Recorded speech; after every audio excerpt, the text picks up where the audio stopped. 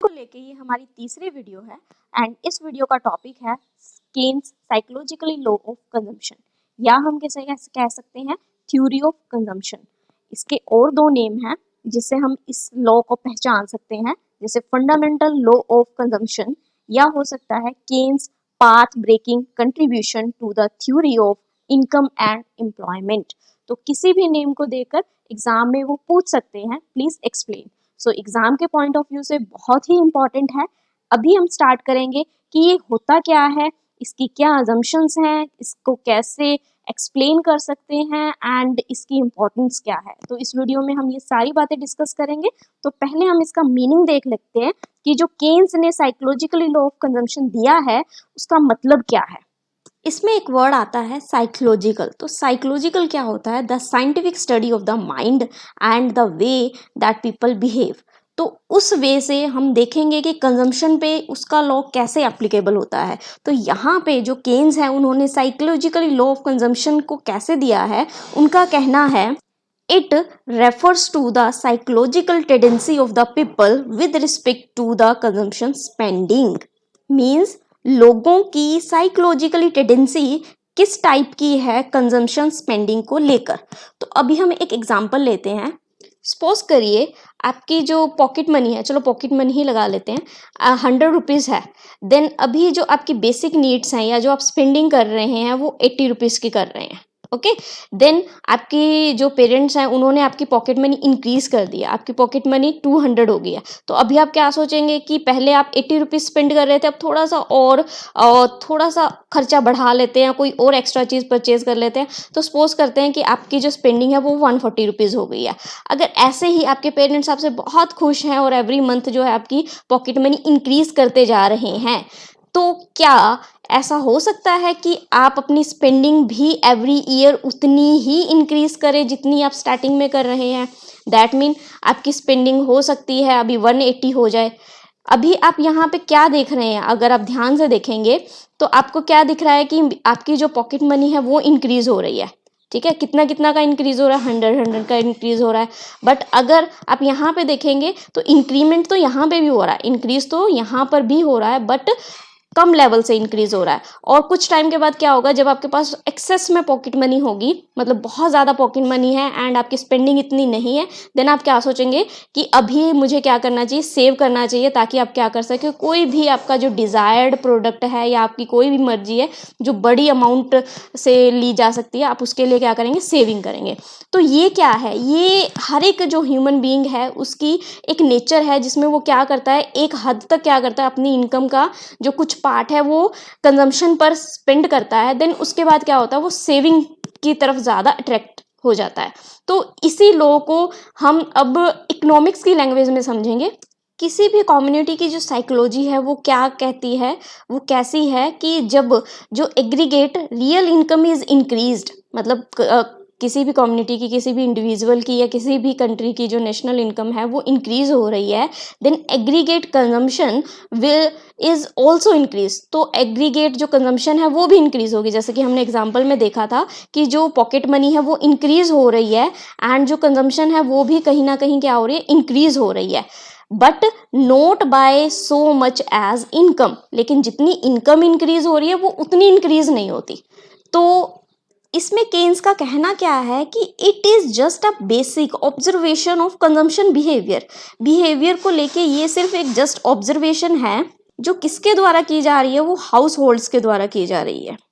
जो साइकोलॉजिकली लो कंजम्पशन है वो क्या स्टेट कर रहा है, वो रिलेशनशिप स्टेट कर रहा है between income and consumption pattern के, जिसमें क्या हो रहा है, एग्रीगेट इनकम में जो है वो चेंजेस आ रहे हैं, देन जिसकी वजह से क्या हो रहा है, जो स्पेंडिंग है, जो एक्सपेंडिचर है कंजम्पशन का वो भी जो है इंक्रीज हो रहा है। और ये सब जो है वो नोट किया जा रहा है किसके थ्रू, हाउस होल्ड सेक्टर के थ्रू, जस्ट अ बिहेवियर। इसे एक्सप्लेन करने के लिए हमें इसकी थ्योरी को अच्छे से देखने के लिए पहले कुछ चीज़ों को अज्यूम करना पड़ेगा, दैट मीन हमें अजम्पशंस लेनी पड़ेंगी। तो इस लॉ की क्या अजम्पशंस हैं, वो सबसे पहली है नॉर्मल कंडीशन। तो साइकोलॉजिकली लॉ को अप्लाई करने के लिए हमें क्या लेना पड़ेगा, हमें नॉर्मल इकोनॉमिक कंडीशंस लेनी पड़ेगी। मतलब हम ये ले रहे हैं कि पूरी कंट्री में, पूरी इकॉनमी में ना तो कोई वॉर की सिचुएशन है, ना डिप्रेशन आ रहा है, ना बूम आ रहा है, ना कोई पॉलिटिकली अप हेवल्स आ रही हैं, या ना कोई रेवोल्यूशन हो रही है, जैसे अभी आप देख रहे हैं कोविड-19 चल रहा है। तो यहाँ पर आप जो है वो साइकोलॉजिकली लॉ ऑफ कंजम्पशन को एप्लीकेबल नहीं कर सकते हैं, क्योंकि ये नॉर्मल कंडीशन नहीं है। देन उसके बाद सेकंड आता है the propensity to consume remains stable. तो अगर आपको प्रोपेंसिटी टू कंज्यूम का मतलब पता है तो आप इजीली यहाँ पर एप्लीकेबल कर सकते हैं कि वो क्या है, स्टेबल है।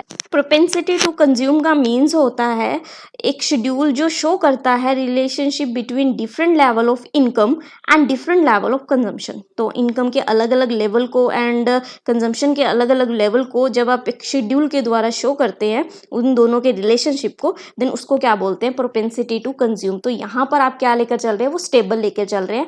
जैसा कि हमने एग्जाम्पल में लिया था कि एक स्पेसिफिक अमाउंट से जो हो रहा है वो इंक्रीमेंट हो रहा है।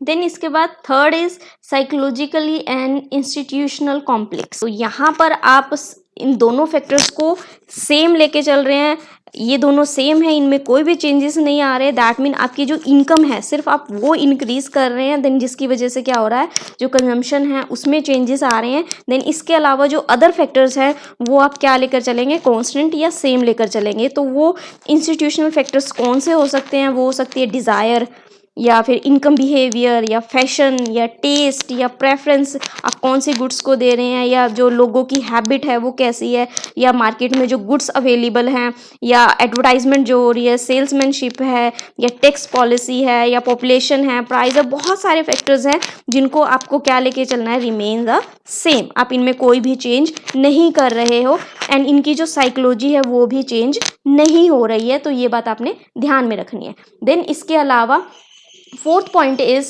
capitalistic economy based on laissez-faire। Means economy में कैसी जो इकोनॉमी है वो कैपिटलिस्टिक है। कैपिटलिस्टिक मतलब लोगों की अपनी खुद की मर्जी है, वो किस टाइप की जो गुड्स है वो कंज्यूम कर रहे हैं एंड उनकी जो ज़रूरतें हैं वो किस टाइप की हैं। देन इसमें जो गवर्नमेंट का इंटरफेयर है वो बिल्कुल भी नहीं है। इसमें जो पीपल्स हैं वो अपनी डिज़ायर से अपने अकॉर्डिंग जो है वो चीज़ें कंज्यूम कर रहे हैं। अब हम एक्सप्लेन करेंगे साइकोलॉजिकली लॉ ऑफ कंजम्पशन को। तो उसको एक्सप्लेन करने के लिए उसे हमने 3 पार्ट्स में डिवाइड किया है ताकि समझना भी आपके लिए इजी हो जाए। तो फर्स्ट पार्ट में वो कह रहा है increased aggregate income leads to increase aggregate consumption, कि एग्रीगेट इनकम जब इंक्रीज हो रही है देन उससे क्या हो रहा है, जो एग्रीगेट कंजम्पशन है वो भी इंक्रीज हो रही है, but to somewhat smaller amount, लेकिन बहुत ही कम लेवल पे वो इंक्रीज हो रही है। इसके पीछे क्या रीज़न है कि जितनी हमारी इनकम इंक्रीज हो रही है उतनी हमारी कंजम्पशन क्यों नहीं इंक्रीज हो रही है। इसके पीछे एक बेसिक सा रीज़न है कि जो पीपल्स की वांट्स हैं वो सेटिस्फाई जब हो जाती हैं, जितनी इनकम के पार्ट में वो सेटिस्फाई हो जाती हैं, देन उसके बाद जो एडिशनल इनकम रहती है उसमें जो कंजम्पशन का लेवल है वो डिक्रीज हो जाता है।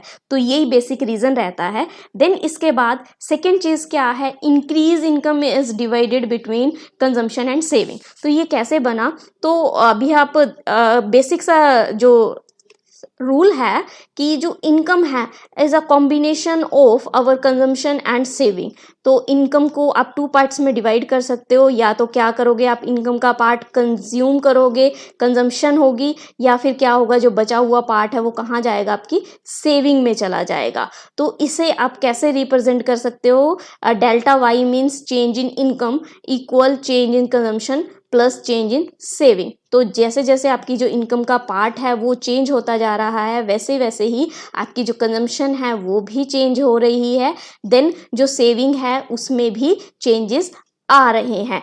तो साइकोलॉजिकली लॉ ऑफ कंजम्पशन में वो क्या कह रहा है कि आप जो इंक्रीज्ड इनकम है आप उसको 2 पार्ट्स में डिवाइड कर सकते हो, एक है आपकी consumption and second one is saving. तो इन दोनों के रिलेशनशिप को आप ऐड करके जो चेंज इन इनकम है वो फाइंड आउट कर सकते हो। देन इसके बाद third is an increase in aggregate demand is unlikely to lead either to less consumption or less saving than before। इसका मतलब है कि जब बार बार आपकी जो इनकम है वो इंक्रीज होती जा रही है, तो एक लिमिट के बाद क्या रहेगी, जो आपकी डिमांड है वो कहीं ना कहीं कम हो जाएगी, देन जिसके बाद आपका जो कंजम्पशन है वो भी डिक्रीज हो जाएगा, एंड उसके बाद क्या होगा, जो सेविंग है वो कहीं ना कहीं इंक्रीज होनी स्टार्ट हो जाएगी। तो आपको ये बैलेंस मेंटेन करना है कि स्टार्टिंग में फर्स्ट पॉइंट के अकॉर्डिंग क्या हो रहा था, आपकी जो एग्रीगेट इनकम है वो इंक्रीज हो रही थी, देन जिसकी वजह से कंजम्पशन इंक्रीज हो रही थी, बट बहुत ही स्मॉल अमाउंट से इंक्रीज हो रही थी। सेकंड में आपकी जो इनकम है उसमें कौन ऐड ऑन हो गया, आपकी सेविंग ऐड ऑन होगी, मतलब आपकी जो इनकम में चेंजेस आ रहे थे उसकी वजह से आपकी कंजम्पशन में चेंजेस आ रहे थे, प्लस आपकी जो सेविंग्स थी उसमें भी चेंजेस आ रहे थे। एंड थर्ड लेवल तक आते आते क्या हो गया, आपकी इनकम जो है वो इंक्रीज हो रही है, देन उसकी वजह से क्या हो गया, सेटिस्फेक्शन लेवल जब आपका आ गया, देन उसके बाद जो आपकी एग्रीगेट कंजम्पशन है वो बहुत ज़्यादा कम हो गई है, एंड जो सेविंग्स है वो इंक्रीज होनी स्टार्ट हो रही हैं, जो इंक्रीज अब हम इसे एक टेबल एंड डायग्राम की हेल्प से समझने की कोशिश करते हैं कि कैसे आप जो साइकोलॉजिकल लॉ ऑफ कंजम्पशन है इसे एक्सप्लेन कर सकते हैं। तो यहाँ पे आपको दिख रहा होगा कि हमने इनकम ली है। इनकम क्या है, पहले आपकी इनकम है ज़ीरो। स्टार्टिंग में जब इनकम ज़ीरो रहती है तो हमारी जो कंजम्पशन है वो कुछ ना कुछ तो रहेगी।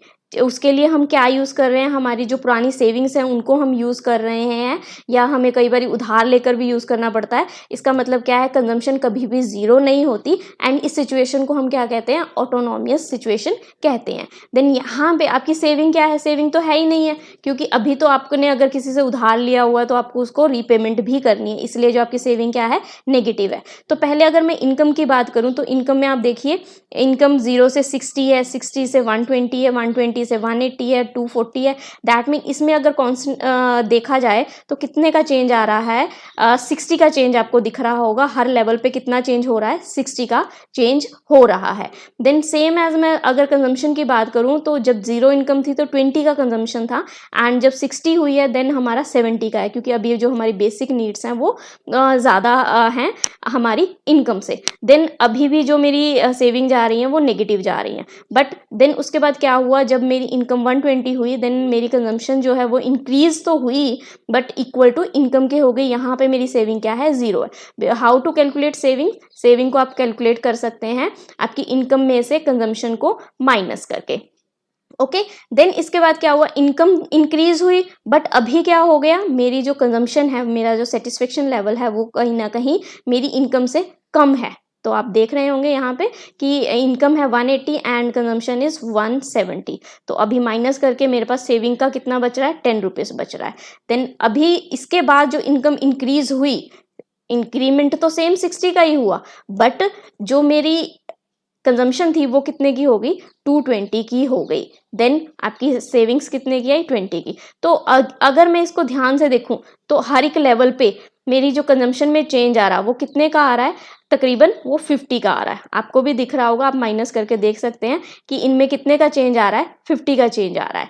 तो ये रिलेशन मैं आपको क्यों बता रही हूँ, क्योंकि आप ध्यान से देखेंगे कि इनकम में कितने का चेंज है, 60 का चेंज है, बट आपकी जो कंजम्पशन है उसमें कितने का चेंज है, 50 का चेंज है। इंक्रीज दोनों ही हुई है, बट जितना इंक्रीमेंट आपकी इनकम में हुआ है उतना इंक्रीमेंट आपकी कंजम्पशन में नहीं हो रहा है। और धीरे धीरे अगर आप करके देखेंगे तो आपकी पहले सेविंग्स क्या थी, नेगेटिव थी, देन उसके बाद जीरो हुई, देन उसके बाद धीरे धीरे वो क्या कर रही है, इंक्रीज हो रही है। तो एक लेवल पे आते आते यही चीज़ मैं आपको समझाने की कोशिश कर रही हूँ कि साइकोलॉजिकली लॉ ऑफ कंजम्पशन का कहना क्या है कि ऐसा बिहेवियर जिसमें आपका जो कंजम्पशन का लेवल है एक लेवल तक वो क्या रहता है, इंक्रीज होता है, बट इतना इंक्रीमेंट नहीं होता जितना आपकी इनकम में इंक्रीमेंट होता है। देन उसकी वजह से क्या हो जाता है, जो आपकी सेविंग है एक टाइम के बाद वो इंक्रीज होनी स्टार्ट हो जाती है।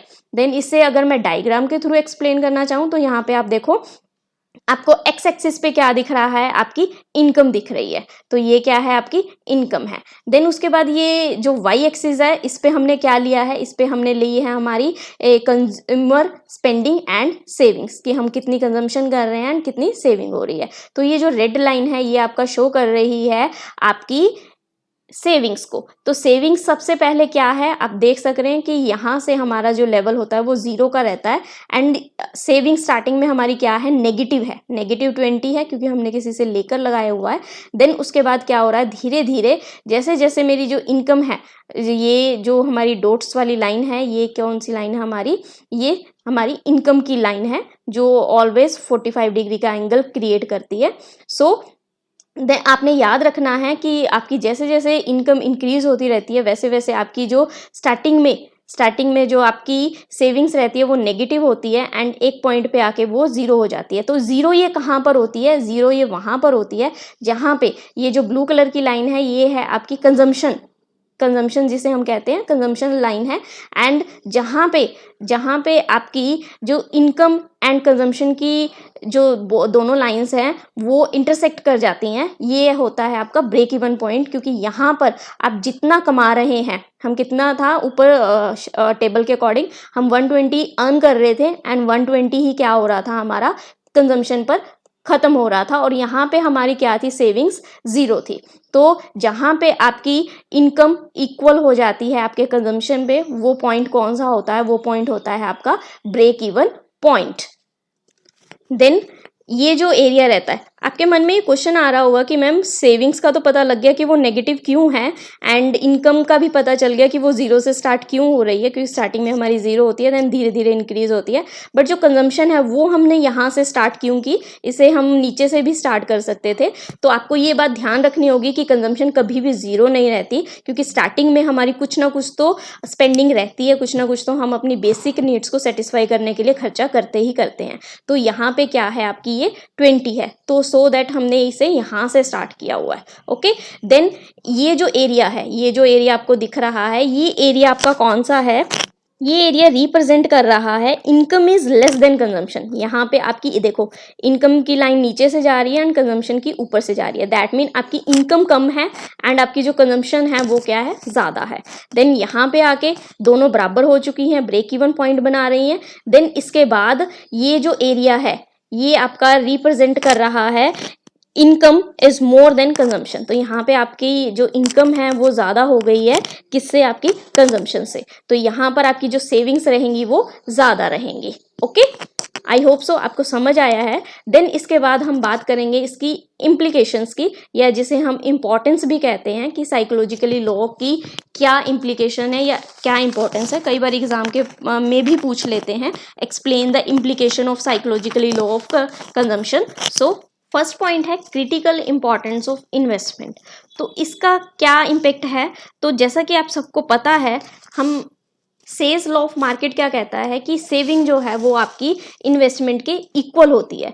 देन इसका यहाँ पे क्या रोल है, इसका रोल ये है कि आप सपोज करो कि आपकी 100 रुपीज़ की इनकम है, देन उसमें से आप जो है 70 रुपीज़ क्या कर रहे हो, कंजम्पशन पे खर्च कर रहे हो। देन उसके बाद रिमेनिंग कितना पार्ट बच रहा है, 30 रुपीज़ बच रहा है, और 30 रुपीज़ का आप क्या कर रहे हो, सेविंग्स कर रहे हो। देन आपकी इकॉनमी में आपकी जो वापस जा रही है, क्योंकि कहीं ना कहीं हम क्या कहते हैं कि 100 रुपीज़ हमने जब जनरेट किया, दैट मीन वो इन्वेस्टमेंट 100 की ही अगेन इकॉनमी में होनी चाहिए। बट 70 रुपीज़ जो हमने खर्च किए, जिस भी शॉपकीपर को दिए, वो कहाँ पे जा रहे हैं, अगेन इकॉनमी में वापस जा रहे हैं। बट जो 30 है वो कहाँ पे जा रहा है, सेविंग में जा रहा है, वो इकॉनमी में वापस नहीं जा रहा। तो ऐसे जब हर एक लेवल जब इंक्रीज होता जाएगा, देन क्या रहेगा, जो बहुत बड़ा गैप है वो इनकम और जो कंजम्पशन के बीच में आ जाएगा। देन इसके बाद जो सेल्स लॉ ऑफ मार्केट है, उसमें वो क्या कहता है कि जो हमारी सेविंग रहती है वो इक्वल किसके रहती है, इन्वेस्टमेंट के। मतलब हम इसको कहाँ पे यूज़ कर रहे हैं, हम एज अ इन्वेस्टमेंट इसे यूज़ कर रहे हैं। तो साइकोलॉजिकली लॉ की ये इंपॉर्टेंस रहती है कि इन्वेस्टमेंट को इंक्रीज करने में हेल्प करता है। देन इसके बाद आता है रेफ्यूटेशन ऑफ सेज लॉ। ये सेज लॉ को रेफ्यूटेट करता है। सेज लॉ कहता है कि supply creates its own demand. तो इसका मतलब क्या है कि जो हमारी एमपीसी है वो इक्वल किसके रहती है, 1 के रहती है, कि जितना हमने खर्च किया उतनी ही सेकंड पर्सन की क्या होगी, वो इनकम होगी है। बट ऑलवेज ऐसा नहीं होता, क्योंकि साइकोलॉजिकली लॉ ऑफ कंजम्पशन में हमने ये देखा कि एक लेवल तक जब हमारी इनकम इंक्रीज हो रही है, उतने ही सेम लेवल पे, उतनी ही रेशियो में हमारी जो कंजम्पशन है वो इंक्रीज नहीं होती, और कुछ पार्ट जो है हम उसका सेव कर लेते हैं। तो इस तरीके से ये क्या कर रहा है, से का लॉ का खंडन कर रहा है कि अकॉर्डिंग टू दिस लॉ ये सही नहीं है। देन उसके बाद थर्ड आता है declining marginal efficiency of capital. तो हमें पता होना चाहिए कि मार्जिनल एफिशिएंसी ऑफ कैपिटल क्या होता है, तभी हमें कहेंगे कि अकॉर्डिंग टू दिस लॉ कि वो डिक्लाइन होता है। तो marginal efficiency of capital is defined as the expected rate of profitability from the capital asset invested over the life time. तो जो भी आपने एक्सपेंडिचर किया है, आपने खर्चा किया है कैपिटल एसेट पे, और जिसमें से आप क्या कर रहे हैं, एक्सपेक्ट कर रहे हैं कुछ rate after the some time, कि आफ्टर कुछ टाइम आपको क्या मिलेगा आपकी कैपिटल एसेट से। फॉर एग्जांपल आपने मशीनरी परचेज की है और उसकी जो टाइम ड्यूरेशन है वो 10 ईयर्स की है, एंड एवरी ईयर्स उससे आप जो भी प्रोडक्ट बना रहे हैं, उससे जो भी रेवेन्यू मिल रही है, आप उससे कैलकुलेशन करके सारा खर्चा निकालने के बाद ये कैलकुलेट कर रहे हैं कि आपको कितना प्रॉफिट उस कैपिटल एसेट से जनरेट हुआ है। तो यहाँ पे इसका कहना क्या है कि वो डिक्लाइन हो जाता है। क्यों डिक्लाइन हो जाता है? देखिए हमने यहाँ पे क्या किया था, इनकम में इंक्रीज हो रहा। फॉर एग्जांपल आप यही लगा के चलिए कि इनकम कितनी जनरेट हुई है, 300 की जनरेट हुई है, बट इकोनॉमी में जो वापस जा रहा है कंजम्पशन के थ्रू वो कितना जा रहा है, 270 जा रहा है। दैट मीन जो लोगों की डिमांड है वो कहीं ना कहीं क्या हो गया, डिक्रीज हो गई है। अब वो क्या कर रहे हैं, वो सेविंग कर रहे हैं, एंड जिसकी वजह से क्या हो रहा है, डिमांड डिक्रीज हो रही है और जो प्रोडक्शन है, जो सप्लाई है वो तो एज इट इज है, एंड जिसकी वजह से क्या हो गया, ओवर प्रोडक्शन हो रही है। एंड इसकी वजह से जो एंटरप्रेन्योर है उसको क्या करना पड़ेगा, जो उसके प्रोडक्ट्स हैं उनके प्राइजेस को कम करना पड़ेगा, एंड अगर वो प्राइजेस को कम करते हैं देन उनका क्या होगा, प्रॉफिट जो है वो कम हो जाएगा, एंड जो नेक्स्ट है वो इन्वेस्टमेंट नहीं हो पाएगी, एंड जिसकी वजह से क्या होगा, जो MEC है वो क्या हो जाएगी, डिक्लाइन हो। क्योंकि अभी हम जो भी कैपिटल एसेट पे जितना भी खर्चा कर रहे थे, हमें उससे उतनी ये जो प्रॉफिट्स है वो नहीं मिल पा रहे हैं। देन उसके बाद अंडर एम्प्लॉयमेंट इक्विलिब्रियम।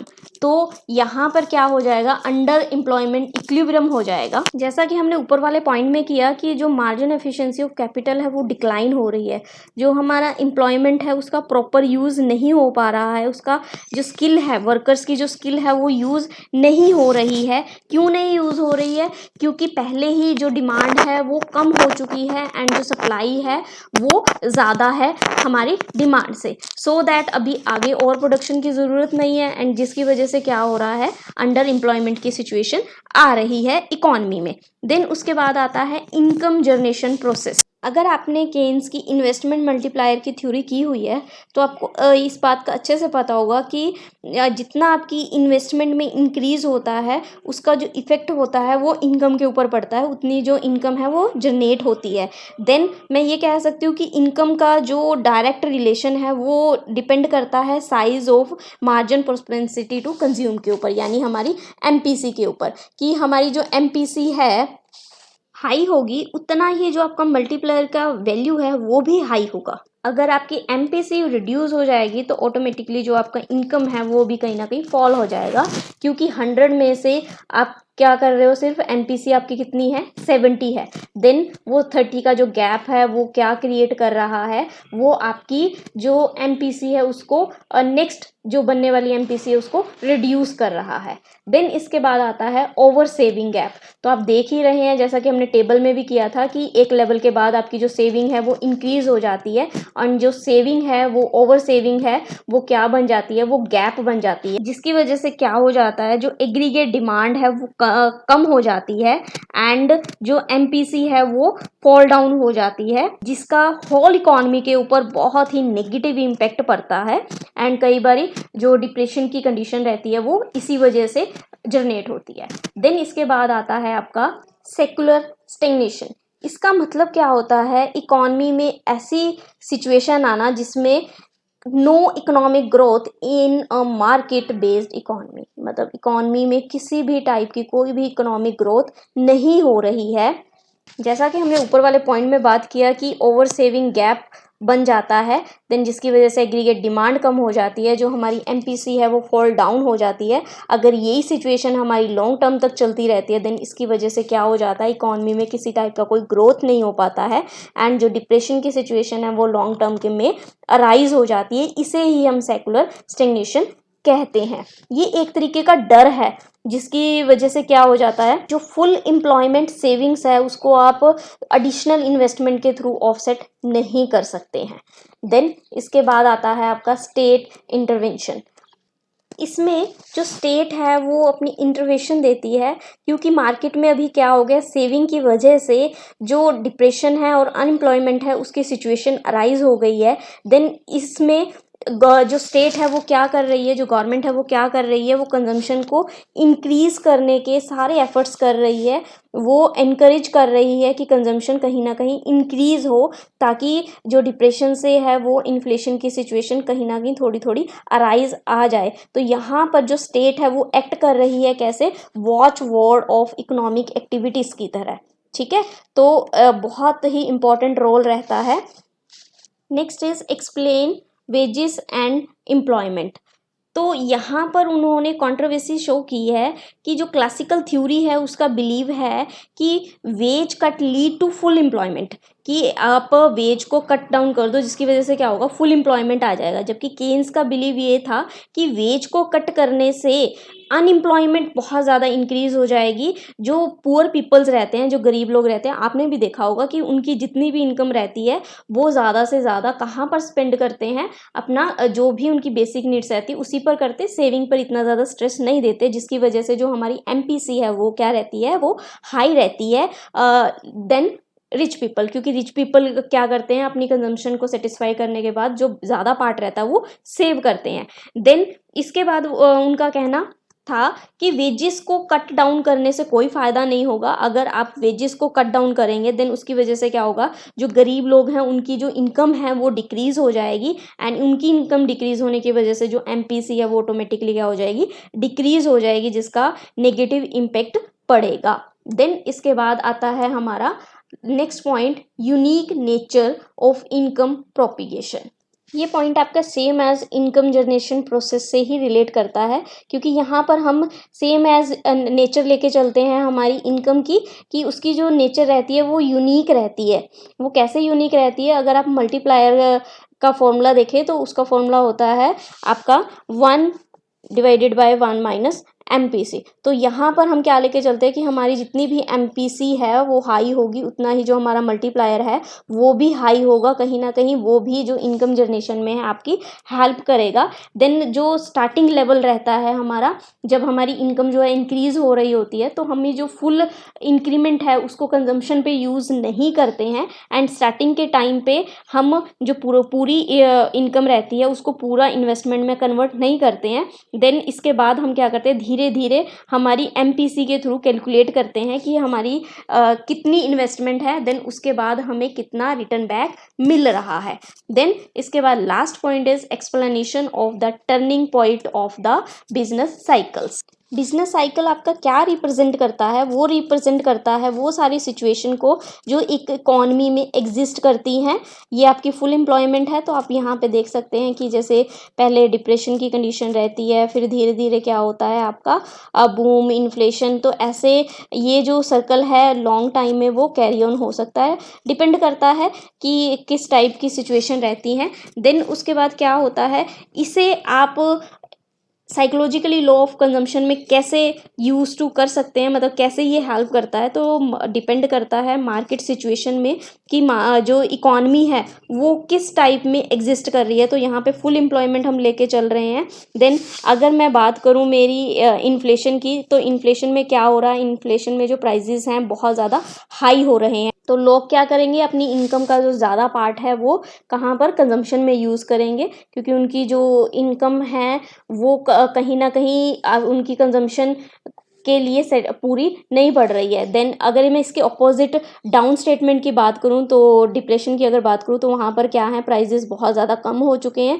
एंड जो लोग हैं वो अपनी इनकम का ज़्यादा पार्ट क्या कर रहे हैं, सेव कर रहे हैं। देन जिसकी वजह से क्या हो रहा है, ओवर प्रोडक्शन हो चुकी है, अनएम्प्लॉयमेंट क्रिएट हो चुकी है, जो डिमांड है वो भी कम हो जाएगी, एंड जिसका जो टोटली इम्पैक्ट पड़ेगा वो हमारी एमपीसी पर, क्योंकि एमपीसी यहाँ पर आकर क्या हो जाएगी, डाउन हो जाएगी। तो अलग अलग टाइम में आप अलग अलग सिचुएशन के थ्रू इसको एक्सप्लेन कर सकते हैं। सो आई होप सो आपको पूरा लॉ समझ आया होगा कि साइकोलॉजिकली लॉ ऑफ कंजम्पशन क्या है, इसकी अजम्पशंस क्या हैं, कैसे आप इसे एक्सप्लेन कर सकते हैं और इसकी इम्पोर्टेंस क्यों रहती है, और इसने कैसे आपकी जो कंजम्पशन और जो सेविंग्स है उसको रिलेट किया है।